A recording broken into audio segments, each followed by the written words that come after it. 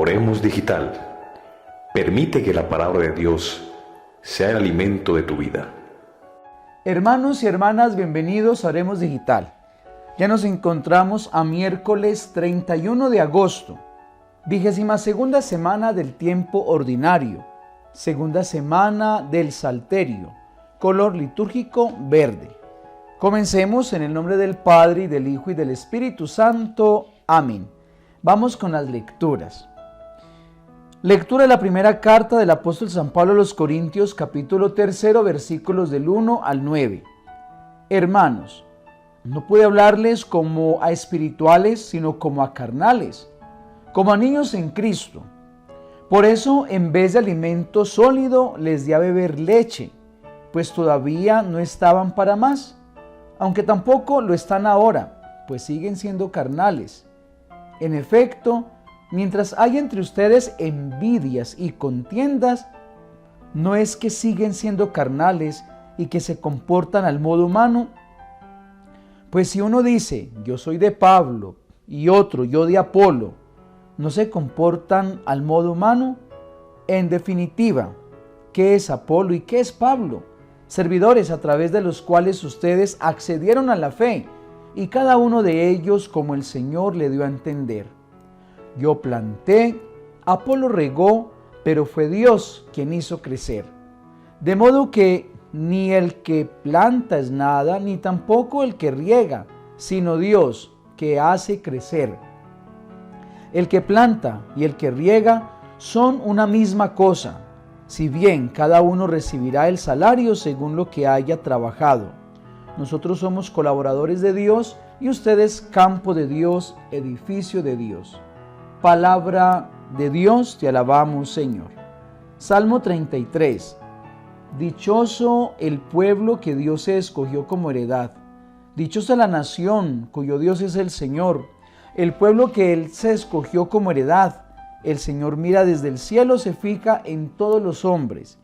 Desde su morada observa a todos los habitantes de la tierra. Él modeló cada corazón y comprende todas sus acciones. Nosotros esperamos en el Señor, Él es nuestro auxilio y escudo.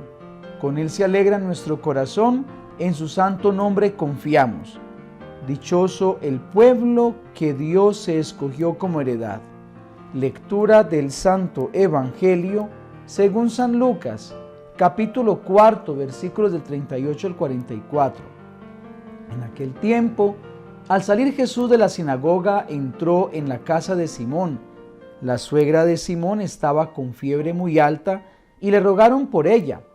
Él, inclinándose sobre ella, increpó a la fiebre y se le pasó. Ella, levantándose enseguida, se puso a servirles. Al ponerse el sol, todos cuantos tenían enfermos con diversas dolencias se lo llevaban, y él, imponiendo las manos sobre cada uno, los iba curando. De muchos de ellos salían también demonios, que gritaban y decían, tú eres el Hijo de Dios. Los increpaba y no les dejaba hablar porque sabían que él era el Mesías. Al hacerse de día, salió y se fue a un lugar desierto. La gente lo andaba buscando y llegando donde estaba, intentaban retenerlo para que no se separara de ellos. Pero él les dijo, es necesario que proclame el reino de Dios también a las otras ciudades, pues para esto he sido enviado, y predicaba en las sinagogas de Judea. Palabra del Señor, gloria a ti, Señor Jesús. Bueno, mis queridos hermanos y hermanas, ya nos encontramos finalizando este hermoso mes de agosto, para unos de bendiciones, para otros de dolor, para otros la lucha, el sufrimiento, para otros un mes con trabajo, otros se divirtieron. Bueno, cada uno de nosotros vive la experiencia de vida como quiere, pero como lo decíamos hace unas homilías atrás, sin importar la situación, hay que hacer de la vida una fiesta y debemos ser gratos a Dios por permitirnos llegar a este momento.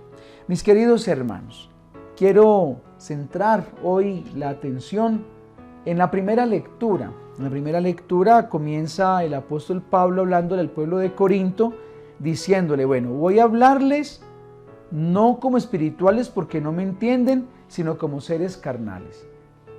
De aquí saquemos varias ideas. La primera, que el Señor se adecúa a lo que somos nosotros. Por eso, los que vamos caminando en este camino de fe, debemos también, como Pablo, entender que no todos los hermanos y hermanas tienen la madurez que de pronto nosotros les exigimos.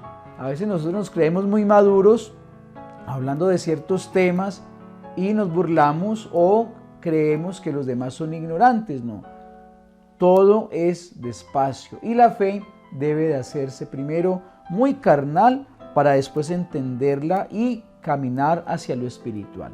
Por eso los mensajes, ojalá de nosotros los sacerdotes, los mensajes de la palabra de Dios tienen que ser mensajes sencillos, mensajes que toquen el corazón de la persona, mensajes que sean muy prácticos para que nosotros podamos entonces así ayudar a los hermanos a adquirir la fe.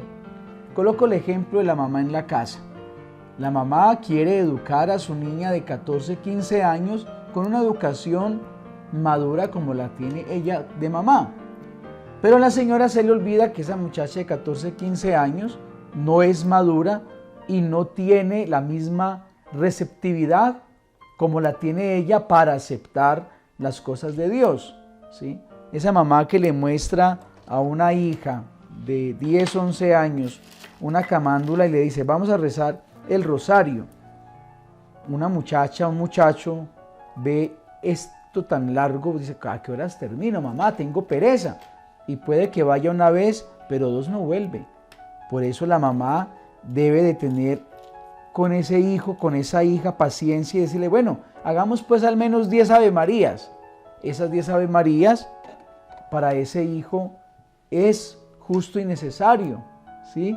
Entonces, aquí cuando Pablo nos dice, entonces hay que andar despacito, despacito, tener mucha paciencia en las cuestiones de la fe a los demás hermanos. La otra cosita de la primera lectura es que hay aquí una disputa entre Apolo, entre Pablo, entre Bernabé. Entonces, ¿yo soy de quién? Pablo dice, no, aquí todos somos de Dios, los demás son instrumentos. A veces pasa en nuestras comunidades parroquiales que la gente a un sacerdote le corren.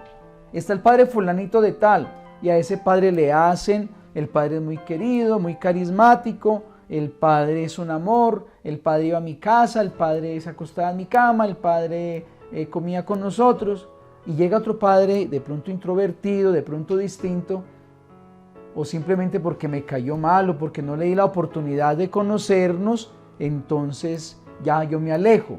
Entonces le sirvo mucho a los sacerdotes amiguitos, pero al sacerdote de mi parroquia no le ayudo porque simplemente no compaginamos. No, aquí el sacerdote no es de compaginar. El sacerdote se acepta porque es el pastor que Dios ha enviado a la parroquia, ¿sí? Y a veces pasa también en las pequeñas comunidades. Yo ese pastor o yo ese líder o ese coordinador a mí no me gusta, no. Aquí todos somos instrumento, ¿sí? El padre Carlos es muy distinto al otro padre Carlos y el otro padre Carlos es muy distinto al padre fulanito y al padre sultanito.